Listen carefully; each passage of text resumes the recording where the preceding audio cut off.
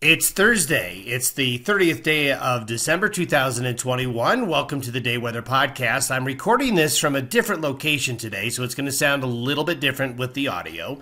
Well, we're going to head into the new year, folks, with coast-to-coast winter weather. If you're traveling either on the interstates, the mountain passes, the secondary highways, if you're headed to an airport, there's just going to be just a lot of things to deal with over the next 48 to 72 hours and really across the entire country into New Year's weekend and into next week as well. It's just winter all of a sudden for a lot of the United States. It finally has gotten here. High winds is going to be a really big concern today, especially across portions of Wyoming and Colorado. We're going to see some high winds causing some whiteouts, some ground blizzard conditions on roads and highways along Interstate 80, the mountain passes of the west, as we see another change in the weather evolving, and this is going to bring high winds. Then we're going to have a snow event as an Arctic wave comes through some of the plains and some of the front range of Wyoming and Colorado and some of the adjacent plains into Nebraska and Kansas even, going to get into the act with winter weather conditions as Arctic air moves in. Coast-to-coast winter weather into the new year. We are going to see a lot of winter weather go into the upper Midwest, parts of the Midwest, then even parts of the northeastern United States over the next 7 to 10 days. Here is today's weather chart. We can see high pressure remains up here in the eastern Pacific, and we see the next wave coming in a little low off the California coast, and then this system diving south out of British Columbia going to be a real big weather maker. Westerly flow temporarily makes today a little bit warmer, but just brings screaming winds to the mountain gaps. Here are the wind gusts that are forecasted today. So look along the I-25 corridor of Wyoming, into the Front Range areas of Colorado, even into the Denver Castle Rock areas here, then back up along the I-80 corridor, up to South Pass, up to Casper. This whole area here just going to be hit by very high winds for the next 12 to 24 hours.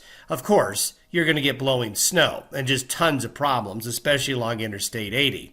Then, as we get into tomorrow, for New Year's Eve Friday, that low that was up into British Columbia swings in.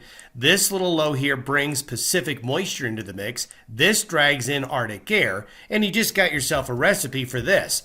These are the precipitation totals over the next 3.5 days, basically through Sunday. There's going to be a swath of precipitation here from Denver, then up along the Cheyenne Ridge into Nebraska and southeastern Wyoming, maybe as far north as Casper, and then you can see all the very heavy snows in the Colorado and Wyoming mountain ranges and back into the Wasatch here, and then along I-80 in southwestern Wyoming. We're also going to see some snow out into the plains, which they haven't seen much of anything. This is what the snowfall forecast looks like through Sunday. So you can see traveling even along I-70, I-80 east, I-80 west, I-70 through the mountains. Just the whole interior west here are going to have a lot of winter weather over the next 3 days. Focusing in a little bit closer, these are the snowfall totals. They're pretty impressive, especially since, the water content isn't really high.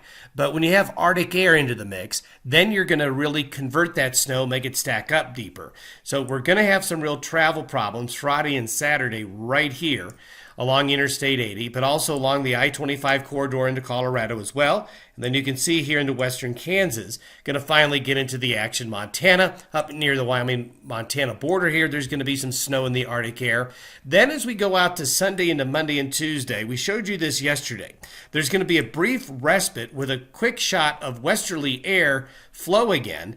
So this is going to bring a little bit of a warm-up Sunday, Monday, and Tuesday. But what it's also going to do is it's also going to make for some windy conditions again. So blowing snow is going to be a big problem right here from the snow that falls Friday and Saturday. Then this wave here goes through the Great Lakes and Midwest and ends up becoming a possible major winter storm along the East Coast as we get into early next week. By next Wednesday and Thursday, a cold, moist northwest flow comes into the Rockies. This cold northwest flow is going to be another good producer of snow in the mountains in this area right here, and will bring Arctic air to areas east of the Divide and the northern plains.